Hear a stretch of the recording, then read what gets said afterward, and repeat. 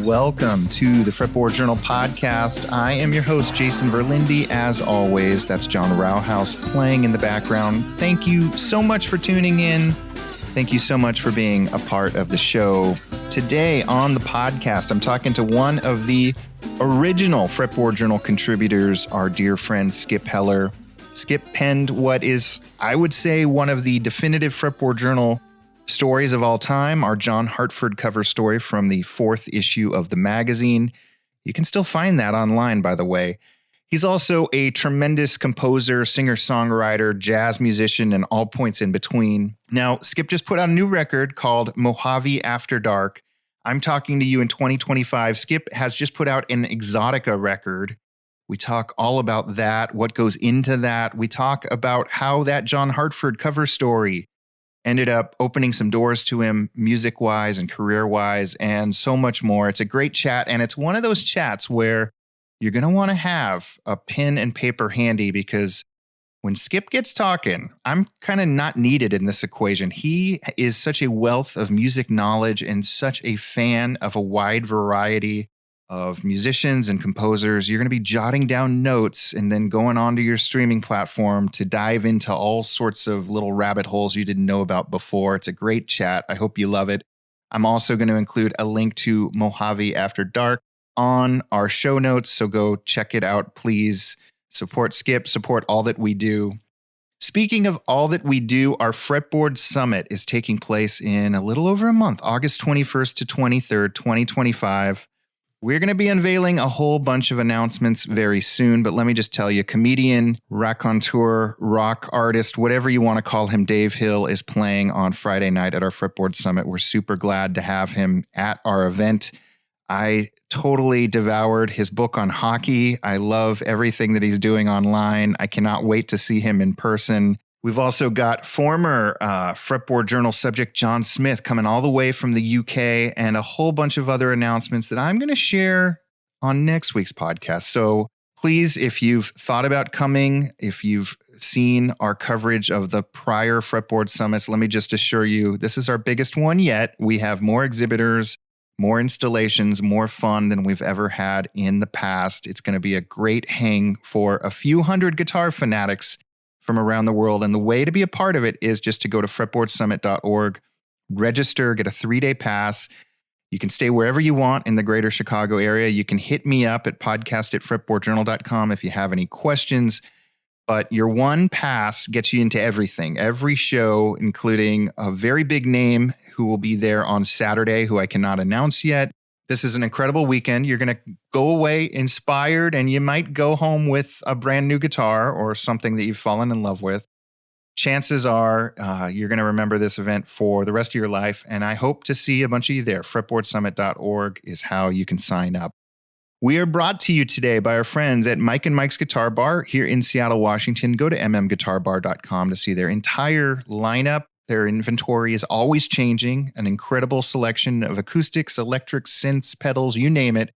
They're in the Fretboard Journal's backyard here in Seattle, Washington. Please tell them the Fretboard Journal sent you. They also have a full-service repair and restoration shop, like on site. We are also brought to you by Stringjoy Strings. You can get your first Stringjoy order for a discount by using the discount code Fretboard when you check out. And Peghead Nation, where countless former Fretboard Journal subjects are now teaching, is kind of your one-stop shop for all things Americana, bluegrass, jazz, old time, and all points in between.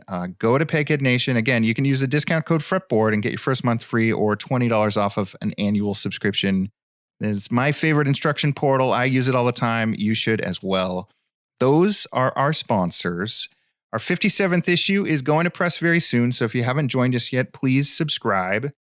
And here's my conversation with one of the OG Fretboard Journal contributors, Skip Heller, an incredible musician. We have a fun time going down memory lane with this conversation.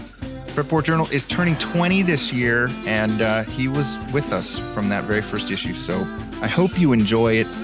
Thanks as always for tuning in. Here is my conversation with the incredible Skip Heller. Skip Heller, of original OG Fretboard Journal contributor, early guest on this podcast a million years ago, and I'm happy to have you back. I'm happy to be here. I'm happy we still know each other because, especially after COVID, traveling and seeing people became a different thing. And I've fallen out of touch with a lot of people who I've known as long as I've known you, because I think you and I met way before there was such a thing as a Fretboard Journal. I think we met through Mark Wiedenbaum. Yeah, we did. We met, God, what are we looking at? 25 years ago. More. Yeah, that's crazy. It'll be about 95 or 96 that you and I first. Yeah. And I don't know if you know this, but you actually instigated the situation that paid for one of my albums. Great. Yeah, right. How many one paragraph reviews can you write for Amazon is now going to start carrying music? And I did an obscene amount of them, like 300 of them.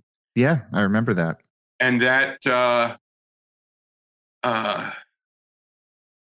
basically accounted for 90% of the budget of the record that I put out in 1999. So, well, I'm glad Amazon was able to help the arts flourish for once.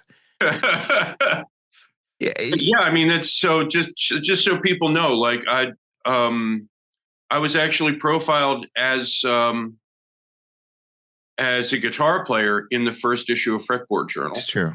Yeah. And I've written, I think, 8 or 9 articles over the years that range from John Hartford and Dave Alvin to, I guess the most far afield of that would be Joe Bassard, the Maryland record collector. Yeah, and when we featured you, it was for ostensibly an organ trio record, I believe. Yeah, maybe. So yeah, you cover all sorts of ground. The cover story you wrote for what I guess was the Fretboard Journal's 4th issue on John Hartford. People still talk about it. It's one of the great Fretboard Journal contributions. So thank you. Thank you. And I've worked on so many Hartford projects since then. I did I basically 2 years ago remixed Morning Bugle. Oh. So people could hear just how amazing Norman Blake was instead of thinking he was in the next room with no microphone on him. And then in the process of that, found a whole album's worth of other stuff from those sessions that was about as good. How did that come to be? Let's just dive into that. We're going to go down all sorts of rabbit holes during this conversation. But how do you obviously have a relationship with the Hartford estate? Yeah, they've been. I mean, starting with Jamie, but now with Katie, who's really kind of the operations manager of all things Hartford. And what it was is they knew about me really from the Fretboard Journal article, and obviously Jamie and I, another person who I absolutely love, who, because I don't travel as much, I haven't seen in probably 20 years. But I said, like, I'd be interested in if there's stuff that you don't know about. There's probably stuff that I know about because I have a really extensive collection of John Hartford bootlegs, about 200 of them. So, and they said, well, look, we have Dad's songwriter demos. I said, oh, going back to when he moved to Nashville. And they'd all been digitally transferred. And so they sent me a spreadsheet, and there's the songwriter demo for Gentle on My Mind. There's, probably the first time he'd played it all the way through. And, a lot of stuff was very different because John had a very restless intellect. So that became a CD for the Real Gone label called Backroads, Rivers, and Memories. And that covered that early kind of uncovered period of John as a really standard bluegrass musician. Had his first 3 independent 45 issues, some radio stuff of him with the Bray Brothers and Pat Burton, where even that early on, he's doing a Benny Martin song. So, that I want to say it's the John Hartford early apocrypha. Mm-hmm. It's the missing books of the John Hartford bio. And my wife is walking through the room all dressed in black, and she looks like a cross between Frida Kahlo and Emma Peel. It's really lovely. Okay. So first we did that, and that was well received. And I got to actually interview John's first wife, and everybody was just like super helpful. And all this stuff in the tape archive was cataloged on the spreadsheet. So it wasn't just John's tapes of his songwriter demos. It was also his collection of George Carlin tapes that he would play on the bus because he loved George Carlin. It was also practice tapes. It was just, but lo and behold, I see what's supposed to be songwriter demos, and it's all stuff from Morning Bugle. And then I'm looking at him going like, wait a minute, John didn't write Back Up and Push. And I went, whoa, these are the multi-tracks from Morning Bugle. And so I talked to Gordon at Real Gone Music, and I said, hey, we did pretty well with that. And we just did pretty well reissuing Aeroplane, which I got to write liner notes for. And it's always fun to write liner notes for your favorite album of all time. Yeah. If I can do that, Songs in the Key of Life, and the Goldberg Variations by Glenn Gould, bucket list. So, and Aeroplane, like the vinyl pressing of that, sold out really super fast. Yeah. Like he was shocked and I wasn't. Hold on one second.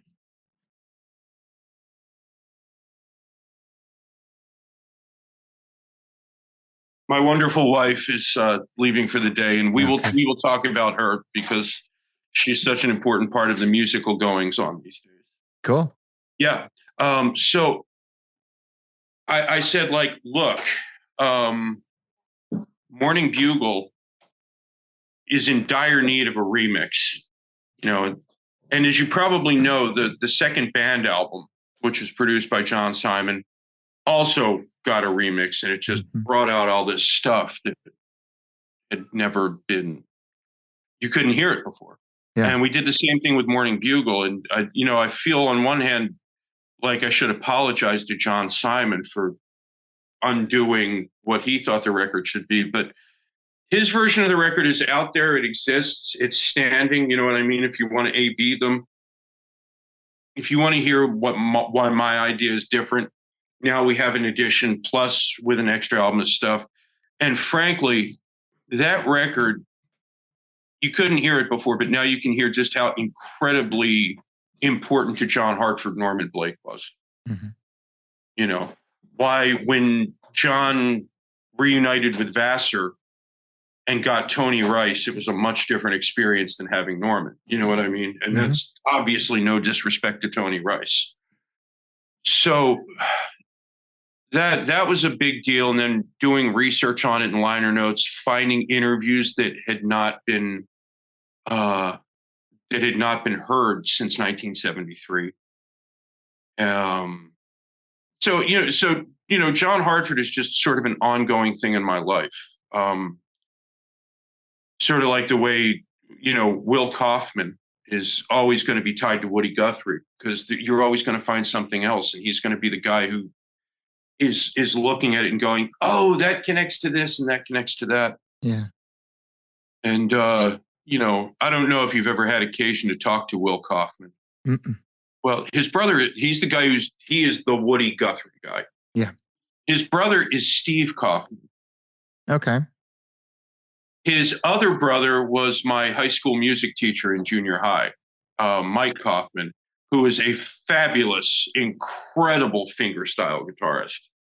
He was the first person to tell me, there's this Australian guy you've got to know about, just maybe the best fingerstylist I've ever heard. Yeah. Okay, what's his name? Tom Emanuel. Okay. So, yeah, the Hartford stuff, once something comes into my musical frame of reference, it doesn't leave. So, on one of the Organ Trio records, we recorded it at Sun Studios. Mm-hmm. And I wanted to have it be about Memphis and the Mississippi River. So there's an Organ Trio cover of a John Hartford song on it. A song called Down, which is actually also on the new Sam Bush album. Yeah. Hartford tunes. So, it sounds like I'm doing all these things that aren't necessarily connected to each other, but they're connected. Yeah. And as somebody who owns hundreds of Hartford bootlegs, as well as, has a unique access to the vault, I guess, like, is there a lot more that should be unearthed and shared to the world that people haven't heard yet? I think so, because I think one of the amazing things about John is he marks his periods very distinctly, if you know what I mean. So you can hear a live recording of, say, Gentle on My Mind or Miss Farris or any of the songs that are like his live staples, and you know exactly when it's from. Yeah. Just the same as if you're listening to like Miles Davis, somebody else whose periods are so delineated. And I think that's a really interesting thing. John practiced with great deliberation. There's a video of him. The Fiddle Journal actually put it out, called John Hartford on Old Time Fiddle. And it's less an old time fiddle how-to than like a philosophical thing about practicing and how to view your instrument in terms of other instruments and all that. And you realize, man, this guy attacked everything he attacked with a very deliberate agenda as to how to get to the other side of a musical challenge. And always with a metronome and always with a notebook and always keeping track of how he was climbing the mountain. Yeah. So how do you walk away from a guy who, is like that? And especially when you get the bootlegs where you hear him either playing live or playing around a campfire, because there are tapes of him at like Mark O'Connor Fiddle Camp and things like that. And there he is sitting in with a swing band taking a solo on Sweet Georgia Brown, which is not the kind of thing he usually did. And I don't want to say you can hear him struggle with it, because he's not struggling. I mean, he's a master. But you can hear him trying to make John Hartford work in a Sweet Georgia Brown context. Yeah. Or another one that turns up is Maiden's Prayer by Bob Wills. And John Hartford is definitely not a guy you think of in terms of a Bob Wills fiddle context, but there it is. And there he is doing it. So cool. Yeah. So there's, he's somebody who, if you could just have a website of everything that exists, you could probably write a method book about one thing, a biography of another, transcriptions just of banjo solos on Gentle on My Mind, whatever it is, and have a very full life doing it. I mean, you see people who, like, their whole thing is just to reissue Bill Evans records. Yeah. And, I've tried to listen to them, but a lot of it just starts to sound like he's playing kind of the same stuff a lot. And then all of a sudden there's like a fourth person in the group and his trio turns into a completely different animal. And you go, how does that work? And that's why there's the endless fascination of Bill Evans or of Coltrane or of any of these people who are the improvisers that have shaped our improvising. And that's always the thing that lights me up, because when as a little kid of 9 or 10 years old, a guy named Dave Richter, Dave, I hope you're still alive. I haven't seen Dave since I was in my early 20s, and I'm going to be 60 this year. But Dave was a guy who lived up the street from us, and he had aeroplane, and he knew I liked John Hartford from the Smothers Show, Glenn Campbell Show. So he played me aeroplane, and my little head just went wild.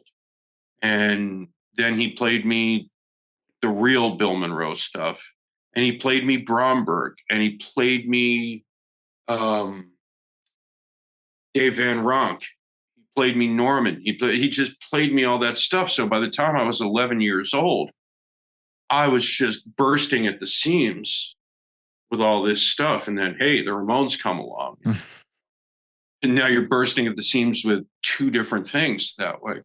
But so, having a life in improvised music has been the only thing I've ever wanted. I've never had a long-term goal of any sort. I've just wanted to be a better improviser.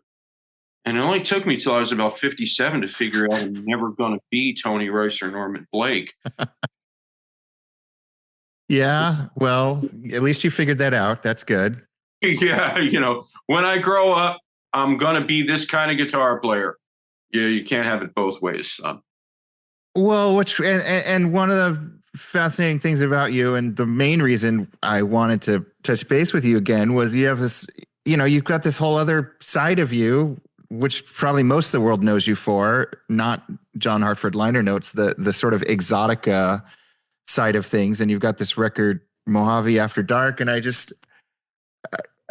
want to hear about this. Right on the heels of me working on a reissue of the first J.D. Crowe and the New South album with bonus cuts and yeah, you live one of these like only in LA and maybe New York lives. How does an exotica record begin? Like, what is that? A little riff you're playing in your living room on an electric or acoustic guitar? Like, walk me through like how a composition even forms. That's a fantastic question that I've never been asked before. Usually an instrumental composition for me starts with, I have an impression of something that I'm trying to put forth. And then I try to come up with something to introduce the impression, whether it's an introduction or an opening motif. And that opening motif can take on either, it can either be in the melodic area, or it can be the feeling that a chord change brings out of you. Mm-hmm. And then once you have that opening thing, well, now you have something to develop. And then, I sit around with music paper and dots and stems and beams. And I try to do it that way before I move to the instrument, because I've been playing the guitar now for 48 years. So my hands will automatically do stuff just by picking up a guitar. And you want to keep your hands out of it as long as possible. If you know what I mean? Yeah. So I start, so even though I start, pick up the guitar and go like, and okay, start with a chord change. Now I've got a chord change. Now I'm going to let my imagination go to work instead of my hands. Then I just develop it, and I start out on paper, and I just scratch out, have different things, and just erase, rewrite. And then I play it on the guitar, and I see if it makes sense. And I go, is that a thing that the guitar does? Is that the thing the flute does? Is that the thing the steel guitar does? Or, you start figuring out what the layers are. And, it takes a few tries. I mean, like literally it all, this is like, the opening is right here. It's just this little 6-bar fragment. It wasn't very good, and that's why there's only 6 bars to it. But I keep it around because that fragment might turn into something else later. There's a lot of these small music notebooks that I carry in my pocket, and then after that, it's just like probably the same thing that Merle Haggard would tell you. Some things would write themselves in 20 minutes, and other things you're scratching away at for a year. And trying to, no, that's not quite right. That's not quite right. But it's, and sometimes things just come to you full formed because you're sitting around on the guitar and just the thing just keeps going. But it always starts with the guitar player more than the composer, because I have more years as a guitar player than I do as a composer. You know what I mean? So my fallback is just to pick up an instrument. But you are composing first. I mean, you're trying to force yourself to compose first and foremost, which I think is pretty cool. Yeah, well, one of the things I figured out is not all of the sounds I want to hear come from the guitar. Yeah. Like if you're Jerry Reed, you don't need another human being because the guitar turns into an orchestra in your hands. You know what I mean? And I mean, like Jerry Reed is somebody who I've always had this theory. If you want to play like Jerry Reed, you're going to have to do it by forsaking everything else. It becomes a whole musical lifestyle. But if you want to improvise and play with other people and you want your compositions to be for that, you have to get obsessed with the idea of I can't do this, but I want to hear this. Mm-hmm. So, and playing with great musicians. I mean, most of all for me, Robert Drasnin, who was the great exotica composer, but it was also in my organ trios as a saxophone player and clarinet player. I love the clarinet. I think it's just one of the most beautiful and expressive instruments, whether it's in klezmer music, whether it's in jazz, whether it's in chamber music, whatever. I just think it's a fantastic instrument. So I would start out by writing, if I was a clarinet player, this is what I would play. And then you hear it on the clarinet and you go, that sounds like a transplanted guitar thing. Let's get a little more knowledge of what the clarinet does and what registers the clarinet sounds good in. Spoiler alert, all of them. And doing this with all the different instruments. And the next thing you know, you actually have a sense of what not to do, which is often as important as what you want to do. Because if you're doing things like writing for the clarinet and you're just writing all this hard, fast chromatic shit over the A flat break over middle C, the clarinet player you hand it to is likely going to make mistakes because you've handed them a really impossible ergonomic task. And you want your music to sound good. And you're never going to have enough rehearsal time and this and that and all the things that go with it. And that's a lot of what composition is, in addition to learning the rules of harmony, theory, orchestration, how texture works, how to develop a piece of music over a longer time. It's also, you have 15 minutes to rehearse a 7-minute piece of music. What are the practical concerns? Because, buddy, you're not getting that Stravinsky money for your wondrous little opus. You're going to be lucky if you get 4 hours of rehearsal for a 90-minute concert. What are the hallmarks? I mean, obviously, when we talk about exotica, people think of Les Baxter or Esquivel, but what are the hallmarks, from going piece of paper with everyone's notation, the clarinetist, here's a solo form, whatever. What makes it exotica? What do you have to add? How do you season this to make it fulfill that kind of retro cool vibe? A certain harmonic aroma, if you know what I mean. In other words, to put it on guitar level, this is not exotic. Yeah. Now you're on to something. You know what I mean? Yeah. Or even more. Yeah. So not just the chord progression itself, but actually the upper partial content of the chord. So the minor sixth or the major minor seventh, that's a pretty good start. And then usually one thing that is never exotic is the blues form. And my theory about this is certain things are so unimpeachably American that they destroy any notion of exoticness. And so the blues form, nobody's written an exotic blues, really. Not even Dizzy. And Dizzy Gillespie, believe it or not, is sort of the great hidden exotica composer. You look at a lot of his compositions like Tintindeo or Mantika. There's one I really love called Lorraine, one called Rio, Pakistan, Night in Tunisia. Yeah. And there's all these things in there that make it sound otherworldly.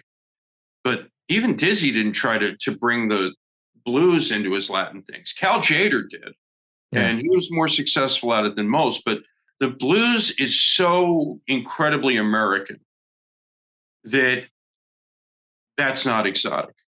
The guitar itself is problematic, and I've had to find ways to sort of disguise the pure tone of a Fender guitar. You know what I mean? So, Sure. Thank you, Ennio Morricone, for the spaghetti western thing. Bola Sete for finding a way to make the nylon string guitar into a thing that solos well in that context, and also Marc Ribot. Because just if all he had done was just playing on Rain Dogs and Frank's Wild Years, that would have been enough to. Well, I mean, that record's 40 years old, and I'm still going like, oh, if I make it sound a little more like that solo on Jockey Full of Bourbon, I'll be good. So those things to hide the Americanness of the guitar, little tremolo effect here, a little. You really do have to hide things. But oddly enough, the pedal steel guitar, you can really deploy that because it can either be really mysterious and kind of Frizzell-like because you're spending a lot of time on the volume pedal. Yeah. Or you can make a triad sound very Hawaiian and therefore akin to Exotica. Because the thing we have to remember about Exotica is it is fictional. We are calling up a land that could not possibly exist. It's equal parts African dark continent, Brazil, and Hawaii. And when you're talking about ethnomusicology, like probably the first real Exotica composer was Elizabeth Waldo.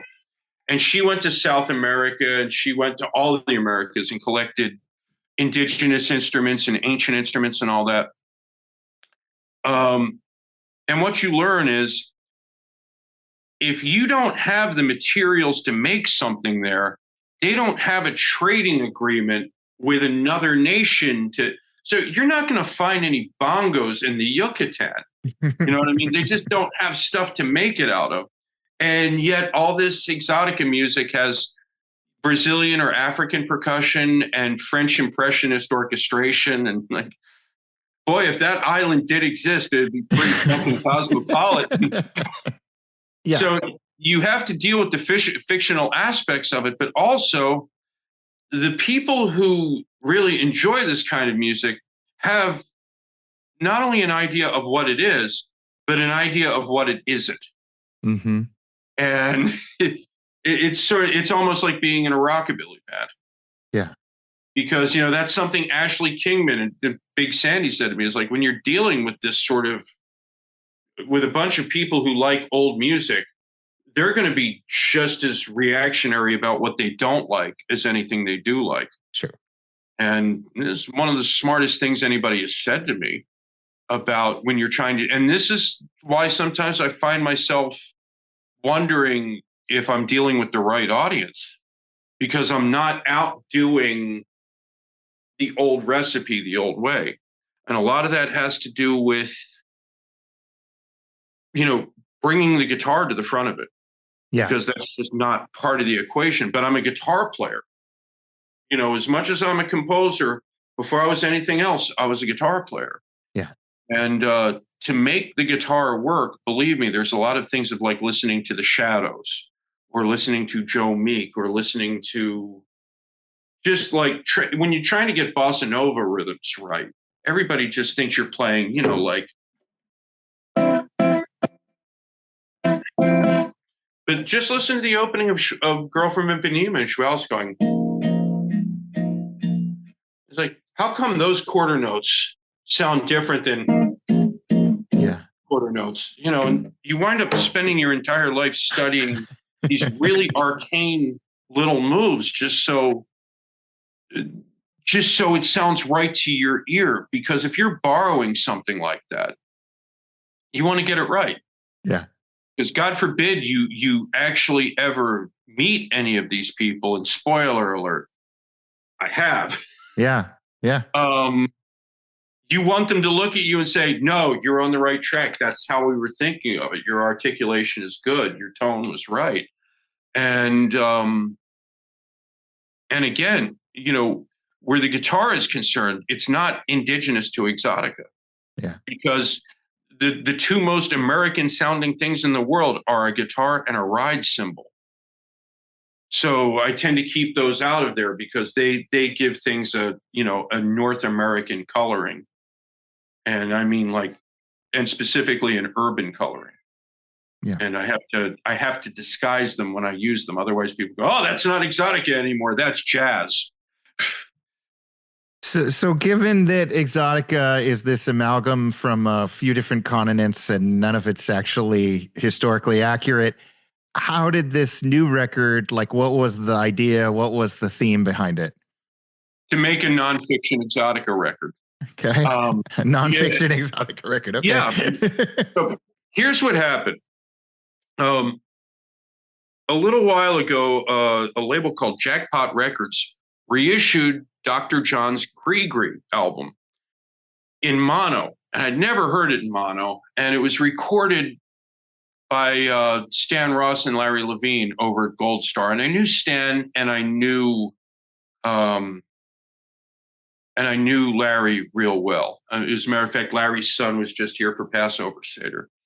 And these are the guys that recorded all the Herb Alpert records, the Eddie Cochran records, Spector, all the major stuff. And they would always talk about, oh, Dr. John, yeah, that character was wild. But let me tell you something. That was one of the most serious musicians we ever dealt with. He was really a magic guy, just right up there with Leon Russell or Herb Alpert or any of them. And so they spoke of Gree with great respect. Now, it's a record that I had on CD and always liked it. When I got the mono issue of it, I was listening to it, and it's an Exotica record based in New Orleans. And he's got these sort of percussion, ritual, the real mysterious trappings of New Orleans. And it felt to me like an Exotica record. I thought, wait a minute. There's somebody actually doing it in the United States. And shortly before I had bought that reissue, Lena Marie, the singer on the record, that's my wife. Mm-hmm. She can sing like Ema Sumac, and she can also sing good jazz, and she can sing in Spanish, and she can do all the stuff. So, we're driving all around California in our first year of marriage, just taking car trips or doing gigs in different parts of the state. And we're driving through the desert a lot, because when you live in Southern California, if you're driving for more than 2 hours, it's either a freeway or a desert or a freeway going through the desert. Sure. And that's when I went man, the desert is really this incredible, mysterious, mystical kind of place. And I don't mean mystical like woo-woo, although there's a quantity of that. But I went, nobody's ever really done that. I've never heard a record that's just about the desert in California. And I started thinking about all kinds of different, everything from spaghetti westerns to, Frank Zappa and Captain Beefheart grew up in the desert, to all of the different sounds you hear, coyotes, or listening to the radio on a very lonesome road at 3:00 in the morning, as you're driving back to Los Angeles. And I just went, if I just take all that stuff the way Dr. John took Gree, I might be onto something. Yeah. And that's how it came to be. But, you talk about how I have these, I don't want to say different lives, but these different interests that might not actually coalesce with each other. They seem separate. But first there's that little overture, Midnight at Lucas Snakebite Lounge. And then the second song is called Highway 99. Well, Highway 99 is the freeway that goes from Bakersfield into the desert. You can take it right. That's literally how you get from Merle Haggard to the Mojave Desert. Uh-huh. And the bass player on the record, Paul Ekman, and who's the regular bass player in our group Voodoo 5, he and I used to play every Thursday night in Bakersfield in this little tiny honky-tonk bar called Narducci's, and just playing, you know, I'm tired of this dirty old city, playing Merle Haggard and Buck Owens and all that stuff. And every Thursday night, that was our gig. So I wrote that song, and it's on one of the Organ Trio records, actually. I wrote that song in like 2000 or something as kind of a tribute to our little, our little life going back and forth to Bakersfield. And again, it's like you wouldn't think the Organ Trio thing would relate to the Exotica thing. Yeah. But it did, and I realized I've been concerning myself with the desert and different things in the way I write, because I really do try to write like I'm from California. Yeah. Instead of writing like a fake version of, oh, Hawaii, oh, the tropics. Like, no, I try to be where I am and what I know. And I probably got that from Dave Alvin as much as I got it from Robert Drasnin. Yeah. Because the thing that I learned from Dave is if you write from literally from the place you're sitting, you're not going to get it wrong.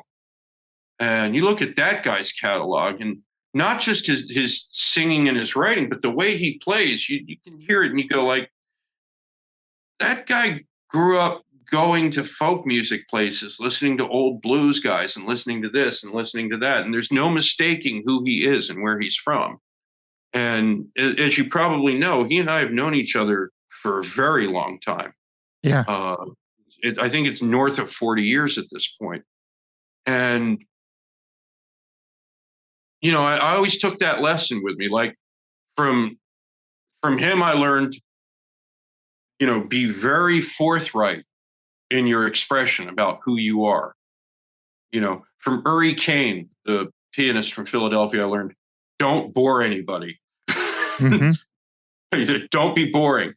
And then from like Robert Drasnin, I learned, make sure that your ideas are very well organized, so that when you're writing a piece of music, don't try to approximate an end result. Don't make a jazz noise here and have all this complicated shit that doesn't really tie together, except it sounds sort of like what you're talking about. Sit there, organize it, start from a simple place, develop it. Don't just throw it against the wall and hope it sticks. And if you're wondering how somebody can say, no, I'm bringing country music into my Exotica concept, one of the things is, for years, I've been listening to pedal steel guitar because I've always been a fan of country music. Mm-hmm. So I understand that the instrument can operate kind of like a string section. If you listen to the way Buddy Emmons plays, it can also be as I said, almost a prototype for Bill Frisell. Yeah. Because he's playing these really involved lines and the way he's using the volume pedal. And going back to Alvino Ray and his thing of like really using articulation, not just the bar, but also, volume swells and all this stuff. Now, all of a sudden, you're going, well, that can be my string section, because it does have these really incredibly rich harmonic properties. And how do I know this? Weldon Myrick's playing on Michael Nesmith's From a Radio Engine to the Photon Wing album, because he's doing exactly that. Buddy Emmons playing on Roger Miller's Trip in the Country record, which, if you're looking for a pedal steel record that's going to make your eyes go back, believe it or not, Buddy is playing Charlie Parker stuff all over that record. And then also the stuff that Bob Dunn was doing with Milton Brown and his musical Brownies, because he's one of the first guys really moving the steel guitar from the Hawaiian thing into the jazz thing. So there's three ways that you can bring that equation into Exotica and have it be your string section. Mm-hmm. And then you go, okay, that's going to be a section. So what's another instrument that's going to be the opposite of that? So I really have sections that are like the difference between a trombone section, like you would have in a big band, and a string section. Vibraphone, because vibraphone is very deliberate attack. Like That's the thing about a vibraphone is like you can't make a sound on it. There's no volume pedal. It goes ding, and you can control what happens after you've articulated the note because it has these rotors and the speed of the rotors. And also, when you play two notes close together in a cluster, boy, the sound waves like really erupt. So now you've got really two completely, you've got a string section and a horn section. And then between the guitar and the flute, now you can really write some arrangements because you have four things in your front line that really do similar jobs, but in such different ways that you have the possibilities afforded by orchestration, even though you might not have as many instruments as you would in an orchestra. But the funny thing there is, if you've ever written for an orchestra or a big band, you really are dealing with like four major sections and then some other stuff, if that makes sense. Yeah. So it's not as limiting as you would think. The hardest thing is really figuring out what the pedal steel guitar can't do, because every pedal steel guitar player has his bag of tricks and the way he has his pedals and levers set up. So you can't just give the same thing to pedal steel player over here that you gave to pedal steel player over there and expect it to come out the same, because they've just got their secret recipes. And sometimes they share and sometimes they're like, shut, I'm not telling you anything. And then is there a sweet spot for how long an Exotica composition should be before it gets tedious or is too short to have the move? But I think the sweet spot for most things is 3.5 minutes. Okay. You know, I mean, 3 minutes and 59 seconds was the longest Phil Spector ever did. That You've Lost That Love and Feeling. Yeah. So 3:59 is a pretty good benchmark. Yeah, no, this being said, I have a radio show at the fourth Monday of every month on kchungradio.org called No Room for Squares. And 90% of it is jazz 45s. Okay. So even with jazz and things where there's long solos, under 4 minutes is a good time for me. I mean, yeah, there's certainly exceptions to that. Visions of Johanna is pretty good. That's kind of long. Railroad Blues by Norman Blake, which is just him doing like a bluegrass breakdown blues, is 8 minutes. Yeah. He never repeats himself. But I think for Exotica, it's definitely, once you're into 6 minutes, then unless you're really writing like a, kind of a chamber music piece using Exotica rules, then you're probably leaning on your improvisers more than your composition. Yeah. So, and at that point, it's the evil jazz world. And, which, I dwell in both worlds, but I've noticed even with Cal Tjader, at the height of his sort of fame doing his Cal Tjader Latin group, which a lot of Exotica groups are influenced by, it tends to be 3.5 minute stuff. And I think a lot of that has to do with, that was just customary because a lot of jazz was on 45 and still on 78 at the time where Tjader really got in front of things. And then in the 60s, when he had his second flush of popularity with like What You Are and all that stuff, he was making 45s. Yeah. And a lot of the influence that I bring to my version of Exotica is Latin 45s.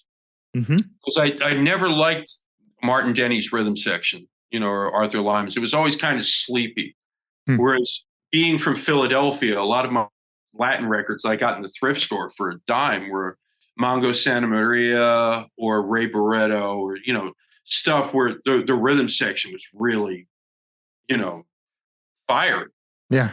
Because I don't think, I don't think doing everything languid all the time is really going to keep people interested. Yeah. Yeah, I can see that. I mean, where did you actually record this? Downtown Los Angeles. Okay. Yeah, right here at Ground Zero, actually. Last night we could see all the ice trucks about a block from the recording studio.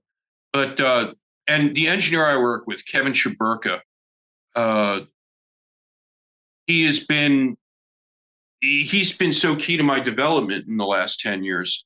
And finally, what happened was when I said, like, no, gonna I'm gonna make the records that sound the way I think they should sound. And the first step in this direction was I produced a 245 set of the Latin singer Joe Bataan.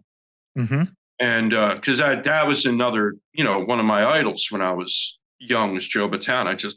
He was the first Latin guy who I went, what is this? This is Latin music. I love Latin music now. And but the influences I was taking into it, in addition to like the '60s Latin influence and the Boogaloo influence, were Joe Meek, Mm-hmm. because his records always just had a weird dimensionality to them that I love. Yeah. And Lee Scratch Perry, the great reggae producer. If you want a real lesson in how to make a record sound absolutely amazing on a Fostex 4-track, find a record called Heart of the Congos. And that was his masterpiece, but the label held it back for years. So this legend went on around it forever and ever and ever. And when it was finally released, people were like, oh God, if this had come out when it was supposed to, it would have changed a lot of things for, a lot of people. Yeah. Sort of the same way they talk about Smile, except in this case, the record was actually finished and never came out. So, I apologize that we've gone from Buddy Emmons to Smile. No, I mean, this is the brilliance of you, Skip, is we started with John Hartford and we ended up at Lee Scratch Perry, and we've covered a lot of bases. Are you able to play this music out? This is we did 3 gigs last week. Okay. It's a 7-piece band. When we have the budget, it's 8 because, we do have 2 percussionists on the record. Yeah. And, and now too, like the label who we've done the first 2 albums for, Black Fez, run by a guy named Chris Kraus, is a very deliberate idea of what Exotica is allowed to be. And just judging from the questions you have, a lot of people would go, is that Exotica? And we've had arguments about it, but he's like, no, you justified it. You made your case, make the record that way, make the cover that way. Because that's one of the other things is, what does the cover suggest? What packaging does it come in? But, for all these things we're talking about, if you were trying to get me back to like, well, where does it all come from? First thing is going to be Aeroplane. Mm-hmm. Because that's where improvising and creating a minute's music in a minute's time, the idea of like, this is all happening in the moment, that's right from there. And then the other thing is harmonic richness and the idea of music being an international communicative art, and that you're allowed to you don't have to settle for less, like really aspire, make your harmonies richer, make your songs more communicative. That's right from Songs in the Key of Life. And you could make the argument that everything that I've done comes from Aeroplane and Songs in the Key of Life. To this day, I don't think I've gone a week without listening to Stevie Wonder. Mm-hmm. Not even at the height of my most Dead Kennedys, Ramones, Gang of Four, Wall of Voodoo phase. And that stuff still figures into my guitar playing in a lot of ways. What made me think spaghetti Western guitar playing was going to be like an interesting texture? Mark Moreland's playing on the Wall of Voodoo records. Yeah. That's in there. And I got to play on a Stan Ridgway record. And the first take, he said, stop trying to play like Mark. I hired you to play like you. So, like that's really, I can't get away from that stuff. And now that I'm older, I've learned that it's okay to not be able to get away from it. It's okay that the sound of your music becomes autobiographical. Yeah. Your old friends who are no longer here anymore, Robert Drosnin, who every day I miss, I think you even saw me play with him. Yeah. That place in Ballard. Mm-hmm. Or Big J McNeely is gone. Ray Campy is gone. Yeah. All these people are like echoing in there. And instead of trying to go like, no, it doesn't fit into the hell it doesn't. If it fits me, it fits what I'm going to write. And if I'm gonna do that thing where I write who I am, what I know, and where I'm from, those people are going to be in there. So it's not like, oh yeah, I have this J.D. Crowe, John Hartford reissue life, and that has nothing to do with this Henry Mancini and Robert Drasnin life. Yeah. Because if I didn't know what I knew from all of the things that I came through, I wouldn't be expressing it the way I'm doing it now, and to have a musical family, because that are, like the people in this band, we actually eat together, we socialize together. And my wife, in addition to being the singer in the group, is also a chef. So it's like, oh, the band gets together and we eat and we hang out and we, have very much of a clubhouse vibe and sit around and watch film noir movies and listen to reggae records, all the things that we're into. And I think that's made the music richer because we actually have a nice feeling about the music. And I remember asking Steve Swallow, I was interviewing him for a piece about Dave Brubeck.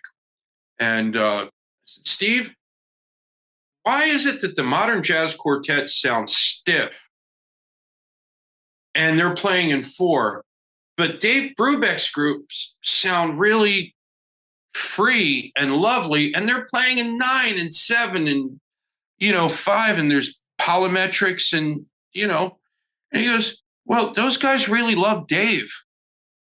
And so we're Milt Jackson and John Lewis, the two main guys in the MJQ. Every 4 years the group would break up and Milt Jackson would be in downbeat calling John Lewis a prick. Dave Brubeck's guys loved him, so they really wanted to rise up to the music, and they felt like they were being like gifted with this new challenge, and they really loved Dave and loved being around him. And I just thought, well, that's what I want. I want to be surrounded by people who are into the music because they love the people they're working with, and they look at anything I give them as like a credit to their musicality. I'm sure Frank Zappa had those periods in his groups. And then I think there are other periods that Frank just had a big locker room on the road. But I think when he had Ruth Underwood in the band, and then later Steve Vai, he had people to write up to. He's going, man, I'm going to show you how amazing your ability is. And that's when you get that stuff like Zombie Wolf, or obviously the Rollo interior that you see Ruth Underwood playing and you just go,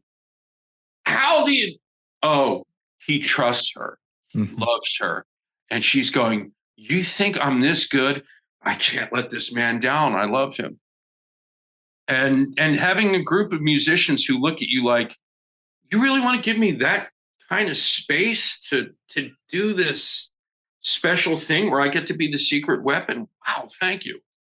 Because I think every group that I ever liked, everybody has their secret weapon moment in it, whether it's the Beatles or John Zorn's Naked City.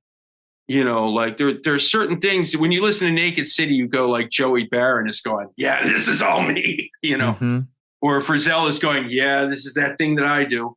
And then you go back and you listen to the Beatles and you just listen to the opening roll on Tell Me Why. And it's Ringo going, this is why they wanted me. This is why Pete Best got fired, is because I could go pow, pow, and make you feel it in the back of the room. So, the idea of, can you play this live? Yeah. We play at least twice a month. We have a regular gig in Long Beach at a place called the Bamboo Club. We played in Palm Springs last Thursday at the Carousel, which is an ongoing jazz series. And on September 25th, I'll be back there. We'll be doing Schoolhouse Rock. I have Bob Duro's charts because the last time Bob did Schoolhouse Rock live in California. Jack Sheldon had a stroke and he couldn't sing anymore. So I got to sing Conjunction Junction and I'm Just a Bill. He made me the Sammy Hagar of Schoolhouse Rock because everybody's go, oh, it's not the real guy. And then Hanukkah at the Carousel, I'll be doing my Klezmer big band. So, and it's with mostly the same people.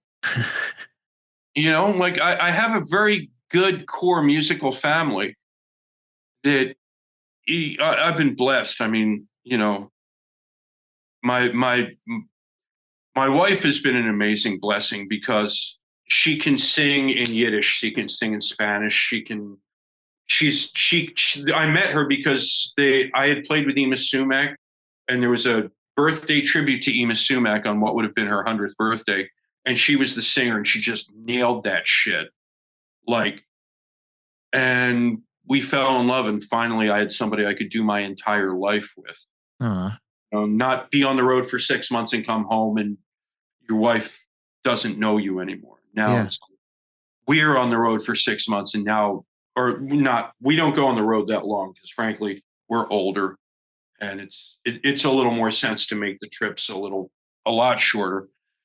And I have somebody to do my whole life with. And often enough, we can take at least part of the band to whatever the next city is that we're going to. And we have, as I did with the organ trio, I kind of did the barnstorming thing like Mose Allison did. Mose Allison just traveled with his music books and there would be a bass player and a drummer in whichever town. So in Seattle, for instance, I had Joe Doria and John Wicks for when I played up there. In Kansas City, I had Ken Laverne. In Philadelphia, I had Rich Bedessa or Lucas Brown. And, so we have a core of people we travel with. And then as long as we can find a good Latin percussionist and a great bass player, the problematic thing has been finding steel guitar players who understand jazz harmony. Not impossible, but it takes a little more looking. But, it's I don't want to say it's like a traveling family band, but we're more close knit than we've been since the days when I had the trio that was based out of Alabama, and it was the same three of us all the time. Yeah. So it's been great, but I feel like I make it seem smaller by explaining it. No, I mean, this record sounds fantastic. I'm going to include a link in the show notes. Hopefully some folks hearing this can track you down and find one of these gigs. And I'm just in awe of your whole musical universe. And I'm so grateful that you have been a friend all these decades and also just are still at it. Like you're this amazing melting pot of all these influences. Well, thank you. I mean, one of the reasons I've been able to is honestly because Fretboard Journal is, for lack of better words, legitimized me. Good. I'm glad we're good for something. No, I mean, because people who have never seen the magazine see the magazine and they go like, yeah, I want to be in this. And they read what I write and they go, this guy isn't just going to write 300 words and then go away. He's going to, he's going to put on the wetsuit and dive in. And, it's been odd because, when I did the big piece on Big Sandy and the big piece on Dave Alvin, I don't think Dave talked to me for about a year after that. I think he felt like I had said too much. Oh, okay.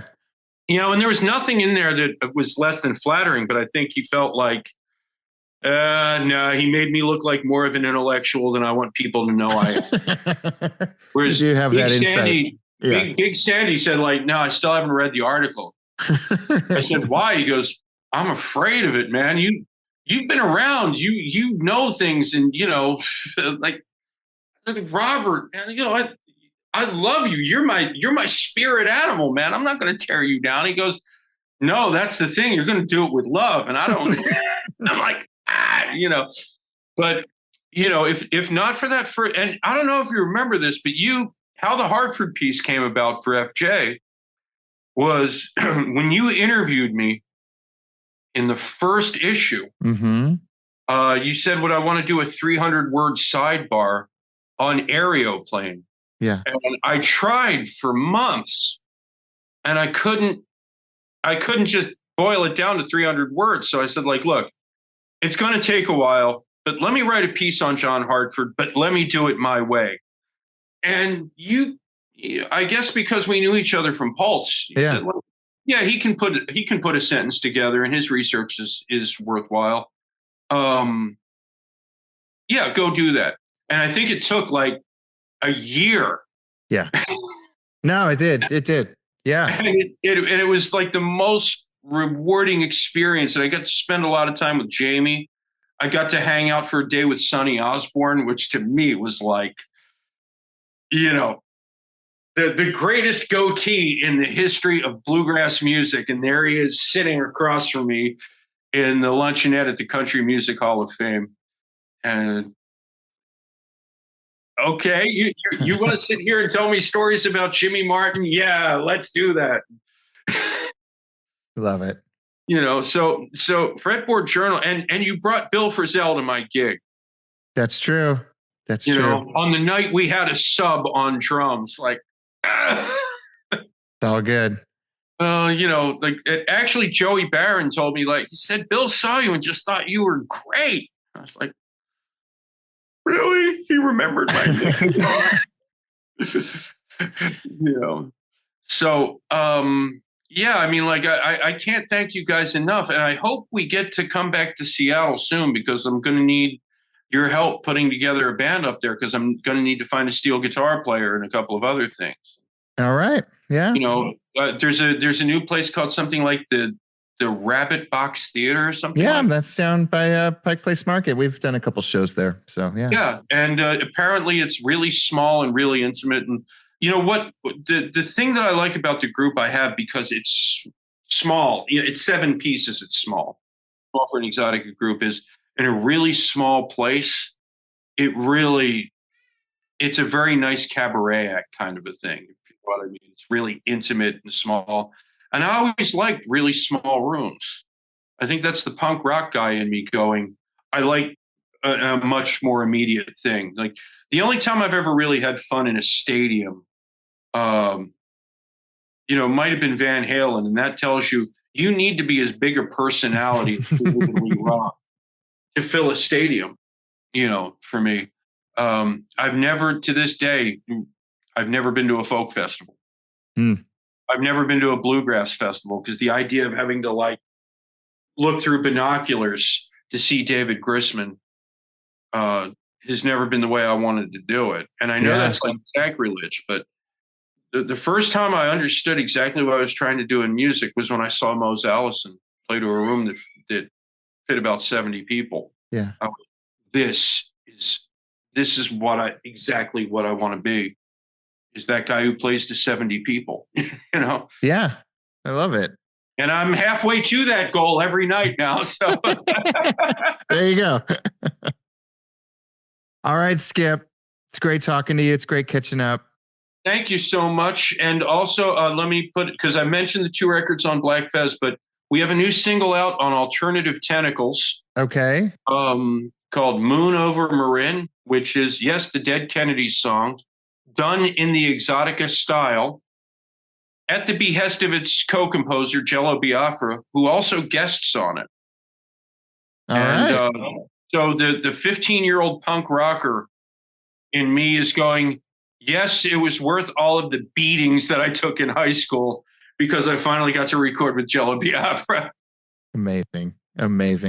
But thank you so much. And, it's, even though I've been with Fretboard Journal one way or another for a million years, man, it's really an honor to be one of those people who you've interviewed, because I've listened to so many of these podcasts with so many people who I really admire as musicians or as artisans or as engineers, that it's really kind of humbling to. Thank you. And if there's any reason I haven't been sitting here and going me, it's because, I'm not Bill Frisell. All right. That was my chat with Skip Heller. I hope you liked it. Please, again, share the podcast with your friends. Let us know what you think. podcast@fretboardjournal.com. And if you love the show, leave us a 5-star review over on Apple Podcasts. I'll be back next week. Thanks so much.